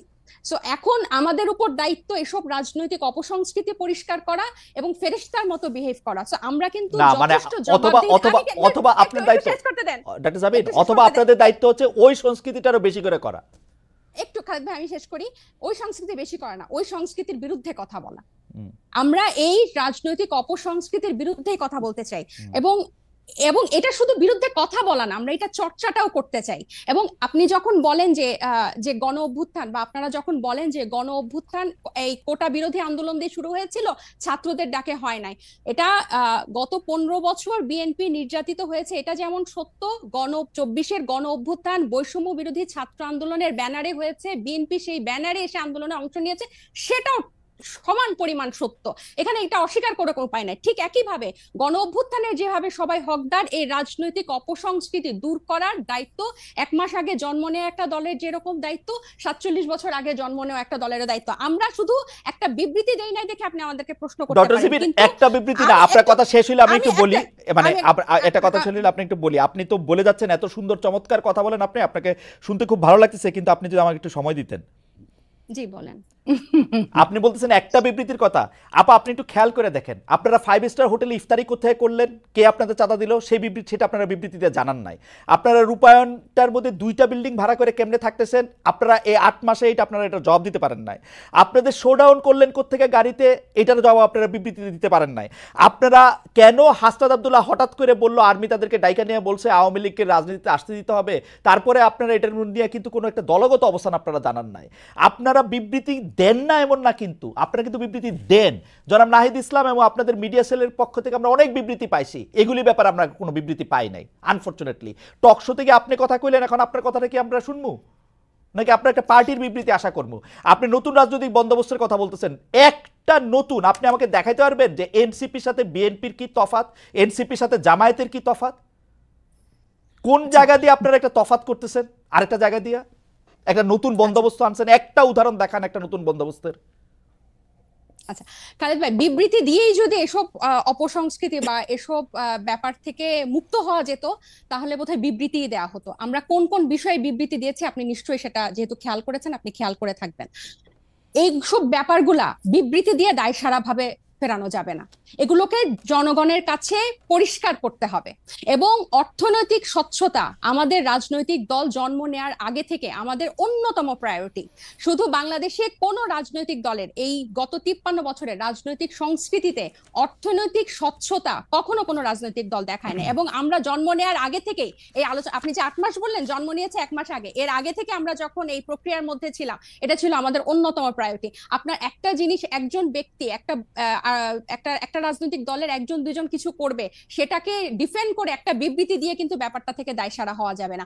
বরং আমাদের হোমওয়ার্কটা হচ্ছে, আমাদের কর্মযজ্ঞটা হচ্ছে এই জিনিসটা কিভাবে স্বচ্ছভাবে মানুষের কাছে পরিষ্কার করা যায়, যাতে এটাই হচ্ছে আমাদের বিএনপি এবং জামাতের থেকে আমাদের পার্থক্য। বিএনপি এবং এই যেসব রাজনৈতিক দল স্টাবলিশ ছিল, তারা কি শোডাউনের রাজনীতি করে নাই? তারা কি পেশি শক্তি দেখায় নাই? তারা কি আর্থিক প্রভাব প্রতিপত্তি দেখায় নাই বিভিন্ন জেলায়? এটা তো আপনি অনেক অভিজ্ঞ, আপনি অনেক বছরের আপনার অভিজ্ঞতা। আমি বলি, আমাকে শেষ করতে দেন যে এখন এটা থেকে আমরা ডিফারেন্ট কিভাবে হব, যে এগুলোকে আমাদেরকে চেক করতে হবে। বিবৃতি দিয়ে কিন্তু এখান থেকে দায়সারা ভাবে আমরা মুক্তি পেতে পারবো না। এগুলোকে আমাদের অ্যাড্রেস করতে হবে, এগুলোকে ফ্লেক্সিবল করতে হবে, কিভাবে জনগণের কাছে পৌঁছানো যায়। এবং এই ইফতার ইফতারের কথা এবং রূপায়ণ টাওয়ারের অর্থের কথা আমরা বারবার বলেছি, সেটা টকশো অন্যতম মাধ্যম বাংলাদেশের না আপনারা এটা পরিষ্কার বিবৃতি দিতে কি অসুবিধা, বিবৃতি দিতে কি অসুবিধা আপনাদের, বিবৃতি দিতে কি অসুবিধা? ভাই এটা না কোনো অসুবিধা নাই, কারণ আমরা মনে করেছি মানে এটা লিখিত কোনো কথা বলছেন না কেন যে নাহিদ ইসলাম স্বাক্ষরিত একটি বিবৃতি এরকম যে আমরা রূপায়ণ টাওয়ারের টাকাটা অমুক জায়গা থেকে পাই, একটু বলতে অসুবিধা কোথায়? আপনি কি মনে করেন যে বাংলাদেশের যে দমন পীড়নের কালচার এই বিগত দশকগুলাতে ছিল, আপনাদের টাকা দিলে তারা দমন পীড়নের সম্মুখীন হবে? আপনি আমাকে কথা শেষই করতে দিচ্ছেন না, পুরো সেন্টেন্সটা একটু শেষ করি। আপনার কি মনে হয় যে যে দমন পীড়নের সংস্কৃতি বাংলাদেশের রাজনীতিতে ছিল, আপনি একটা রাজনৈতিক দলকে কারা অর্থ দিল, ডোনেশন দিল, সেটা প্রকাশ করার মতো পরিবেশ এই দেশে বিগত রাজনৈতিক দলগুলো সৃষ্টি করে রেখেছে? একটা সামান্য ফেসবুকে একটা কথা লিখলে সেখানে যেভাবে আমাদেরকে অ্যাটাক করা হয়, সেখানে আপনি মনে করেন যে আমরা আমাদেরকে ইনভেস্ট করে তার নাম প্রকাশ করব? আর শুধু কি একটা রাজনৈতিক দল, শুধু এনসিপি? আমার খুব আশা যে আপনি আপনার কথা নিজেও শুনতে পাবেন এক সময়। আমার মনে হয় যে আপনি নিজেও হয়তো শুনবেন যে আপনি আসলে কি বলতেছেন। এইটা আমার একটা আশা আর কি, আমার একটা আশা। আপনি অন্যান্য রাজনৈতিক দলের যে মানে ডোনেশন, এটা কি এই মুহূর্তে আমরা বারবার বলতেছি যে আমরা যেভাবে ক্রাউড ফান্ডিং করব বা যেভাবে আমাদের ক্রাউড ডোনেশন কালেক্ট করব, এটা স্পষ্ট একটা মাধ্যমে আমরা ট্রান্সপারেন্সির মাধ্যমে তখন কেমনে করবেন এখন পারতেছেন না, তখন কেমনে পারবেন? আপনি তো উন্নত দেশে থাকেন, ওখানে পলিটিক্যাল পার্টিগুলোতে কিভাবে মেইনটেইন হয়, একদম সেখানে কিভাবে মেইনটেইন পরিষ্কার? আমরা কি এটা একটা অ্যাডপ্ট করতে পারি না? আপনি কি জানেন না যে জো বাইডেনের তখন পারবেন, এখন পারতেছেন না কেন? তখন পারবেন, এখন পারতেছেন না। মাত্র 1 মাস হয়েছে এসেছি, শুরু থেকে এটা কইরা নিলেন না কেন? যেমন আমি পলিটিক্যাল পার্টি করলে আগে ঠিক করতাম যে তাজনুবা আমাকে 5 টাকা চাঁদা দিছে, সেটা আগে দেখাই দিতাম। এজন্য আপনি পলিটিক্যাল পার্টি করেন নাই, আমরা করেছি। আমাদের এই এবং আপনি বিএনপি আওয়ামী লীগের মতোই আর একটা পলিটিক্যাল পার্টি করতেছেন না, এটা আপনি এত তাড়াতাড়ি 1 মাসে আপনি যে আমি 1 মাসই বুঝতে পারি সেটাও বলে না, সবাই বলে যে morning show the, morning always not show the this. এবং আমি আপনাকে বলি যে আমরা জুলাই আগস্টে গণ অভ্যুত্থান থেকে একটা রাজনৈতিক দল আসলো, এরপর জাতীয় নাগরিক কমিটি, এরপর হচ্ছে আমরা দল গঠনে কাজ দিলাম। এবং আমরা কিন্তু এখানে শুধু ছাত্রদের যে একটা অংশ তা না, এখানে কিন্তু সিভিল সোসাইটির একটা বড় অংশ কিন্তু এখানে যুক্ত হয়েছে। এবং আমি আপনার জ্ঞাতার্থে বলতে চাই, এই যে সিভিল সোসাইটির একটা বড় অংশ যে নাগরিক পার্টিতে যুক্ত হয়েছে, এখানে চিকিৎসক আছে, আইনজীবী আছে, ব্যবসায়ী আছে, এবং আমি একটু শেষ করি, এখানে কিন্তু প্রকৌশলী আছে, এখানে টিচার আছে, সাংবাদিক আছে, এবং তাদের একটা কিন্তু ফান্ড এখানে আছে। এবং একটা যখন কর্মসূচি হয় বা ইফতার হয়, এরকম একটা প্রোগ্রামে কিন্তু একটা বড় ডোনেশন বা আমাদের ওয়েলউইশাররা দিয়ে থাকেন। এখন এগুলো যে আমরা প্রকাশ করব, আমাদেরকে কিন্তু একটাই বাংলাদেশের মতো অপসংস্কৃতির রাজনীতিতে জন্ম নিয়ে হুট করে যে আমরা এটা প্রকাশ করব, আপনি হয়তো 1 মাসে পারতেন, আমরা এটা পারি নাই, এটা আমাদেরকে সময় নিয়ে। ডক্টর জাবিন, আমি একটু বলি, ডক্টর জাবিন ঘোষণা দিয়ে যেমন ধরা যায়, আমার কিন্তু বিশ্বাস যে ডক্টর তাজনুবা জাবিনও এটার মধ্যে চাঁদা দেন, কারণ ডক্টর তাজনুবা জাবিনের এই চাঁদা দেওয়ার ক্ষমতা আছে, সামর্থ্য আছে, এবং তিনি সেটি দেনও। এটা প্রকাশ করলে মানে আমি দলটা করতে পারবো, দলকে আমি চাঁদা দিচ্ছি এটাও বলতে পারবো না, মানে এটা কেমন কথা? অবশ্যই বলতে পারবো, অবশ্যই, কেন বলতে পারবো না? আমরা তো একবারও বলছি না যে আমরা বলবো না, কিন্তু যারা একটা নতুন, আমরা তো একবারও বলি না যে খালেদ ভাই আমরা বলবো না। আপনাকে আমি বললাম যে আপনি যেসব উন্নত দেশে থাকেন সেসব দেশে কিভাবে হয়, আমরাও কিন্তু এগুলো বিভিন্ন ফলো করছি, এবং আমাদের একটা আইটি টিম হয়েছে কিভাবে এই ওয়েবসাইটটা ডিজাইন করা যায়, যেখানে টাকা কিভাবে ঢুকবে এবং টাকা বের হবে দেখানো যাবে। কিন্তু 1 মাসের আগে আপনারা যখন এই প্রশ্ন ইফতারগুলো যখন হয়, তখন 1 মাসও হয় নাই, ওই মুহূর্তে এটা কিভাবে প্রকাশ করব ওই পলিসিটা আমাদের হয় না। বারবার একই উত্তর দিয়েছি। রাইট, একই উত্তর আপনারা দিয়ে গেছেন। আমাদের উত্তরও আপনার রাজনৈতিক দল হিসেবে আমাদেরকে একটু ক্ষমা ঘেন্না করে মায়ের কম দিয়ে আমাদের উত্তর একটু শুনে রাখেন। আমরা দেখতেছি, আমরা যারা আপনাদেরকে টাকা দিছে বলে আমরা সন্দেহ করি, তারা গ্রেপ্তার হয় নাই, তাদের বিরুদ্ধে কোনো মামলা মোকদ্দমা কিছু হয় না, তারা সুখে শান্তিতে আসে, হচ্ছে আমাদের। এইটাও আপনারা একটু শুইনা সহ্য করে নিজেদের মধ্যে আলোচনা করেন। আমি একটু মনিয়াপার কাছে যাই। মনিয়াপা, আপনারা মানে আমরা 1 মাসের কম, মানে এদেরকে শিশুর চেয়েও কম বলা যেতে পারে রাজনৈতিক দলের বয়স হিসাবে, 1 মাস ইনফেন্সি, তাদেরকে যখন আমরা জিজ্ঞেস করি এই যে টাকা পয়সা কই পাইছো, ইফতার কেমনে করছো, আমি দেখতে পাই যে আপনারা খুব খুশি হন। কিন্তু আমরা যখন বলি জনাব তারেক রহমান লন্ডনে আসেন, তার ব্যয় কোথা থেকে নির্বাহ হইতেছে, গত 15 বছরে কোথা থেকে তিনি এই টাকা পাইছেন, আপনারা রাজনৈতিক দলগুলি কিভাবে ওপেনলি এই টাকাটা কিভাবে, মানে এনসিপি কিভাবে টাকাটা দেখাবে, এটা বিএনপি দেখাই দিবে তো যে ভাই এইভাবে টাকাটা দেখাবা তোমরা, এটা কি আপনারা দেখান কখনো? কখনো কি আমরা এই কথা কইতে পারি যে গত 15 বছরে আপনি এটা দলটা কিভাবে চালাইছেন, আমরা কি এটা কইতে পারি? আপনি খুব ভালো প্রশ্ন করেছেন। আমি আপনার প্রশ্নের উত্তর দেওয়ার আগে আমি একটুখানি বলতে চাই, তাসনুভা যে কথাটা বললেন এতক্ষণ, প্রথম আলো রিপোর্ট নিয়ে কথা বললেন, বিএনপির বয়সটাও বললেন 47 বছর। 47 বছরের যে বিএনপি, যার নামে আওয়ামী লীগ 1.5 লক্ষের অধিক মামলা করেছে এবং প্রায় 50-60 লক্ষ আসামি আছে, শুধু আসামি আছে, যে মানুষগুলা একটা থানার মানুষও অনেক দলের নাই। আমি এটা অহংকার করে বলছি না, এটাই সত্য। এখন আমি এই জায়গায় বলছি যে তারা তো মাত্র নতুন 1 মাসের একটা দল, তো তাদের এত প্রশ্নের উত্তর দিতে হয় এবং দিতে পারছে না, কোনো প্রশ্নের উত্তরই তারা দিতে পারছে না। টিউশনি করা যে উপদেশটা 6 কোটি টাকার, না আপা, আপনি আপনার কথা বলেন, আপা আপনি কথা বলেন, আপনি যে অর্থনৈতিক স্বচ্ছতা ওর কাছ থেকে দাবি করেন, আপনি যে অর্থনৈতিক স্বচ্ছতা জাতীয় নাগরিক পার্টির কাছে, তাহলে আপনি আরেকটা প্রসঙ্গ এনে তো লাভ নাই। টিউশনি করেন যে কর্মকর্তা, তার জবাব আপনার সে দিবে। আমি সেই প্রশ্নটার উত্তর অবশ্যই দিব। আমি বলি নাই যে কন্টিনেন্টালের 10টা হোটেল, কন্টিনেন্টালের 10টা রুম আটকায় রেখে 53 কোটি টাকা এই 1 মাসের একটা বাচ্চা দলের, শিশু দলের 53 কোটি টাকা, এই কথা সত্য না, এই কথা সত্য না, এটা বিএনপির প্রপাগান্ডা, এটা বিএনপির প্রপাগান্ডা। আমি এটাও বলি নাই, এটা বিএনপির প্রপাগান্ডা। আমি পত্রিকায় দেখে কথা বললাম। আমি এটাও বলি নাই যে পিজি হাসপাতালের 8টা 10টা রুম মাসের পর মাস আটকে রেখে আপনার কি বলে কেবিন, আপা এইটাও এক্সাজারেশন, আপা এইটাও এক্সাজারেশন। সেটা আমি কিন্তু এটাও বলি নাই যে আপনার এই যে প্রত্যেকেই চাঁদাবাজি করতে গিয়ে প্রত্যেকটা জেলায় বলতেছেন আপা এগুলা, আপা আপনি আপনার অর্থনৈতিক স্বচ্ছতার কথাটা বলেন আপা। আমি আমার অর্থনৈতিক স্বচ্ছতা, বিএনপি প্রত্যেক বছর বিএনপির যে অফিস আছে, অফিস থেকে এটার নির্বাচন কমিশনে একটা জবাবদিহিতা থাকে, এটা আমি দেখছি আপা। আপা এটা আমি আপা আমি আপনাদের বলি, এটা আমি গত 27 বছর ধরে দেখে আসতেছি। এইটা একটা এমনই, মানে আমি এটা নিয়ে আর কোনো কথা বলতে চাই না। এটা আমি আপনাকে বলি যে বিদেশে, আমি আপনাকে বলি বিদেশি সংস্থার কথা যেরকম হইতেছে, আদর্শ সংস্থার কথা যেরকম হইতেছে, বিএনপির বর্তমান চেয়ারম্যান যে দেশে থাকেন সেই দেশের ওয়েবসাইটে ঢুকলে দেখা যায় কে তাকে কত টাকা দিচ্ছে। আপনি আমি আপনাকে একটা কথা বলি। জি আপা, বিএনপির 300 আসনে মিনিমাম আপনার 5টা করে যদি ক্যান্ডিডেট থাকে, একদম একজন আরেকজনের চেয়ে যোগ্য, কোনো অযোগ্য নাই, 5টা করে যদি গড়ে ক্যান্ডিডেট থাকে, তাহলে 3-5 1500, রাইট, 1500 ক্যান্ডিডেট আছে। 1500 ক্যান্ডিডেটের মধ্যে আপনি জানেন বিএনপির ম্যাক্সিমাম অনেক ক্যান্ডিডেট কিন্তু অনেক বাংলাদেশের শীর্ষ ব্যবসায়ী, সবচেয়ে ধনী, রাইট, এবং আওয়ামী লীগের আমলেও তারা খুব দারুণ ব্যবসা করেছে, সেজন্য তারা একটু কৃতজ্ঞ আছে আওয়ামী লীগের কাছে। এইখানে যত আপনি এখানে টিপ্পনি দিতেই পারেন, হ্যাঁ আমি স্বীকার করি বাংলাদেশ এমন একটা দেশ যেখানে আপনার সব সময় সব জায়গায় আপনার কিছু না কিছু দালালরা থাকে, 1500 ক্যান্ডিডেট, হ্যাঁ 1500 ক্যান্ডিডেটের কথা বলছি আমি, ওইটা বললাম। এবং যে লন্ডনে আমাদের নেতা থাকে জনাব তারেক রহমান, সেখানে প্রায় 30 থেকে 35 লক্ষ শুধু বাঙালিরাই থাকে লন্ডনে, এবং তার মধ্যে 15-20 লক্ষ আপনার সিলেটি আছে, আপনি খেয়াল করেন, যাদের অনেক হোটেল আছে আপনি জানেন, যেমন ধরেন তারেক রহমান সাহেবের সেক্রেটারি আপনি এই কথাটা বললেন না, আপনি বিপদ হবে, আপনি আটকাবেন। আমি বলি, আপনি এই কথাটা বললেন না, আপনার আমি আটকাই, আমি আপনাকে খুবই ভালোবাসি, সেজন্য আমি আপনাকে আটকালাম। আমি আপনাকে বলি, আমার কোনো অসুবিধা নাই, আমাকে বলি, আমি প্রশ্নটা বলি, জনাব তারেক রহমান রে বাংলাদেশে থাকা 1500 সংসদ পদপ্রার্থী, আমি ওটা বলি নাই, আমি সংসদ পদপ্রার্থীর কথা বলি না,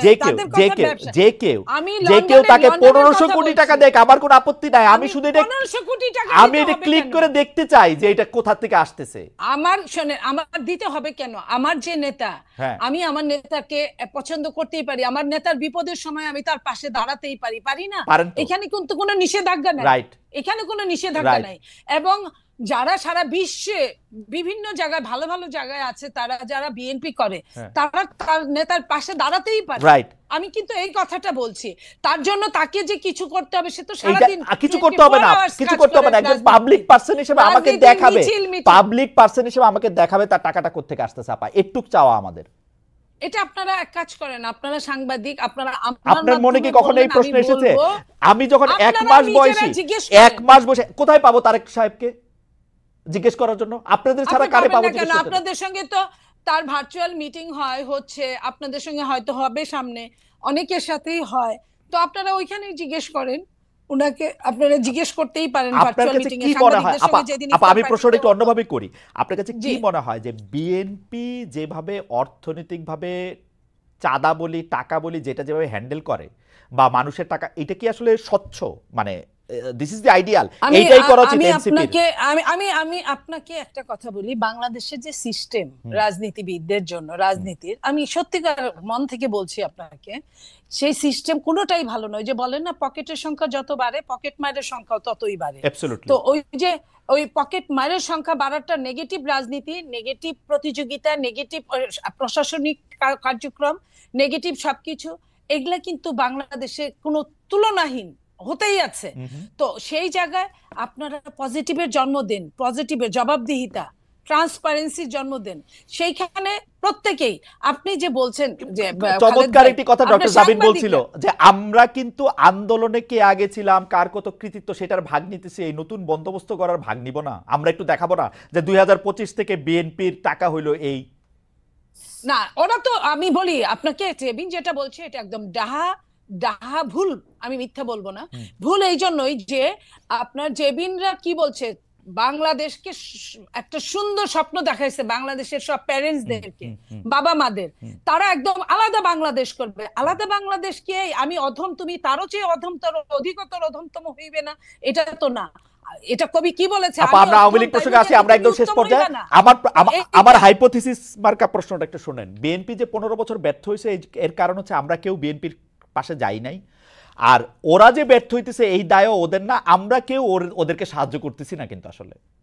না, ওদেরকে যারা সাহায্য অবশ্যই করছে, আপনার অরিজিনাল মাস্টারমাইন্ড ওদের সাথেই আছে। আচ্ছা ঠিক আছে, আওয়ামী লীগ প্রসঙ্গে একটু বলেন, আওয়ামী লীগ প্রসঙ্গে একটু বলেন আপা, আপনারা কি আসলে আওয়ামী লীগের, মানে আপনারা যত গালি আওয়ামী লীগের আওয়ামী লীগ শাসনামলে দিতেন, এখন গালি একটু কমে গেছে মনে হয়? আপনাদের সাথে কি কোনো একটা আমি একটা জিনিস বলি শোনেন, যে মানুষটা চোখের সামনেই নাই, যে মানুষটার সবকিছু নিয়ে পালিয়েছে, যে মানুষটাকে ধরতে পারছে না, যাও ধরার কথা সেটা সরকার ধরছে না, যে মানুষটা আমার সামনে নাই। আজকে কথা কি ছিল, আমার সঙ্গে জেবিনের টকশো করার কথা ছিল না, আমার সাথে আওয়ামী লীগের একজন হয় পতিত নেতা এমপি বা মন্ত্রী এদের সঙ্গে করার কথা ছিল।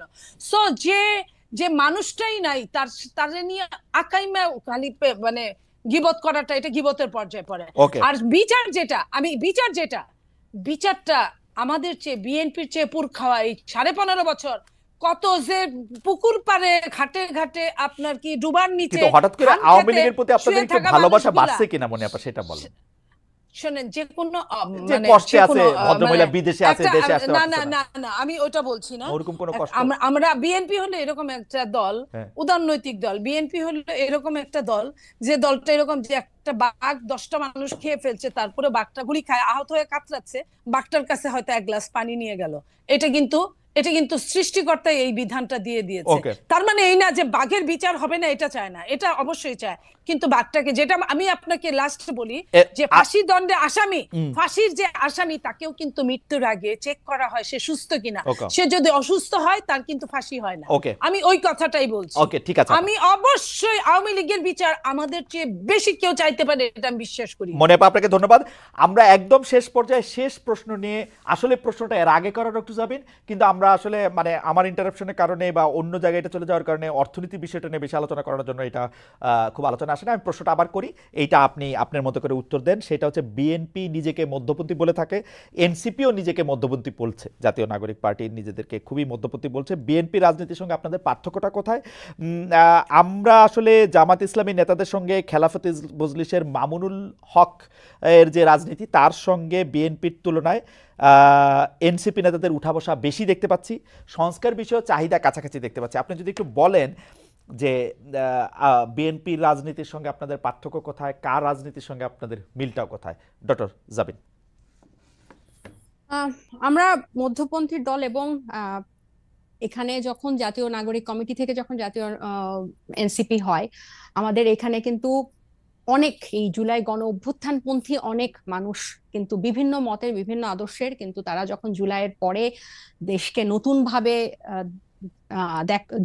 দেখা শুরু করেছে বা এখন অবস্থার অনেক পরিবর্তন, নতুন ভাবে ভাবতে শুরু করেছে, তখন কিন্তু অনেকেই এই ছাত্র জনতার নেতৃত্বে যে নতুন দল সেখানে এসে যোগ দিয়েছে বা আগে কমিটিতে যোগ দিয়েছে। এখন এই জুলাই পরবর্তী বাংলাদেশ নিয়ে কিন্তু অনেকের ইচ্ছা, অনেকের আকাঙ্ক্ষা, অনেকের কন্ট্রিবিউশনের যে প্ল্যানিং, এগুলো সবকিছু চেঞ্জ হয়েছে। তো আমরা কিন্তু সবাইকেই কিন্তু যারা আমাদের সাথে আছেন, আমরা কিন্তু সবাইকে নিয়েই কিন্তু সামনে আগাতে চাই, এবং এই বাংলাদেশপন্থী যারা, তাদেরকে নিয়ে আগাতে চাই।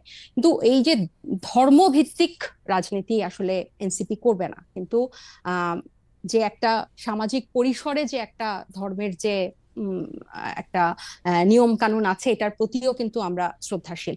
সো এখানে কোনো কারো পন্থী হওয়া, কারো পাশ ঘেঁষা, এরকম কোনো কিছু ব্যাপার না। আমরা একদম স্বতন্ত্রভাবে এখানে আসছি। এবং আমি এটা এর আগে যেটা আপনার কথার জন্য আমি বলতে পারি নাই, যে এখানে ছাত্রদের নেতৃত্বে দলটা হয়েছে, ছাত্রদের এখানে গণ অভ্যুত্থানে নেতৃত্ব দানকারী অনেকগুলো ফেস এখানে আছে, কিন্তু এর সাথে কিন্তু পরবর্তীতে সিভিল সোসাইটি থেকে উল্লেখযোগ্য মানুষ এখানে যুক্ত হয়েছে, যারা হয়তো এখনো ওভাবে প্রাসঙ্গিক হয়ে উঠে নাই আপনাদের কাছে, কিন্তু তারা কিন্তু এনসিপি কে একদম মূল জায়গা থেকে বা সাংগঠনিক পর্যায় থেকে কিন্তু খুব শক্তভাবে ধরে রেখেছে বা কাজ করছে। সো আমার কাছে মনে হয় যে এরা যখন আরো প্রাসঙ্গিক হবে, মানে এনসিপির যাদেরকে নিয়ে সামনে আগাচ্ছে তাদের থেকে এনসিপির নিজস্ব যাদেরকে নিয়ে দল গঠন হয়েছে, তারা যখন সামনে আসবে তখন ব্যাপারগুলো আরো পরিষ্কার হবে। আর আরেকটা হচ্ছে যে কারো মানে জামাত বা হচ্ছে অন্য কোনো ইসলামিক দল বা ওরকম কারোর সাথে কিন্তু মানে একসাথে লিয়াজু বা ওরভাবে এক করে মধ্যমপন্থী না। আমরা হচ্ছে যারা বাংলাদেশপন্থী, যারা এখন নতুন করে বাংলাদেশকে দেখতে চায়, তাদের বিভিন্ন মত আদর্শ থাকতে পারে, কিন্তু এই গণ অভ্যুত্থানের পরে যারা অন্যরকম ভাবে বাংলাদেশকে দেখতে চায় এবং বিভিন্ন এই যে গণতন্ত্রের পথে, যে স্বৈরতন্ত্র থেকে গণতন্ত্রের যে একটা পথ, এই পথে যারা সাথী হতে চায়, তাদেরকে নিয়েই কিন্তু এনসিপি আগাচ্ছে। ডক্টর মোহাম্মদ ইউনূস জোর দিয়ে বলছেন যে তিনি আসলে নির্বাচনটি চান হচ্ছে ডিসেম্বর থেকে জুনের মধ্যে, এবং সেই সময়ের মধ্যেই নির্বাচন হবে।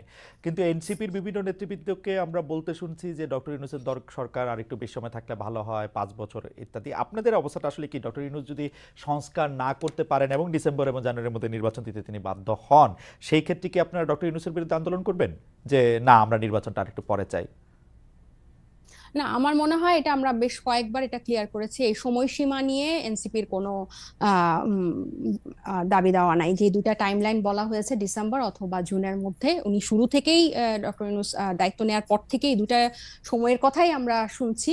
সো এই দুটার মধ্যেই আশা করি নির্বাচন হবে। আমাদের দাবি দেওয়া বা আমাদের কথা যে আমরা নির্বাচন প্রক্রিয়াটা নিয়ে আমরা প্রশ্ন তুলছি, এবং যেগুলো মৌলিক সংস্কার এই নির্বাচনের আগে, কারণ আগে কিছুদিন আগেও 2-1 সপ্তাহ আগেও ইয়েটা ছিল যে এটা কি গণপরিষদের মাধ্যমে হবে না, ওনারা বলছেন যে পরবর্তীতে। কিন্তু এখন তো ব্যাপারটা এমন হয়ে গেছে যে ওনারা সংস্কারই, এদের কিছু সংস্কারই ওনারা চান না, ওনারা প্রধানমন্ত্রীর ক্ষমতাও কমাতে চায় না। সো এখন বিতর্কটা আমার মনে হয় অন্য জায়গায়, বা আমাদের তর্কটা অন্য জায়গায়। এখন কিন্তু সময় বা আপনাকে ধন্যবাদ।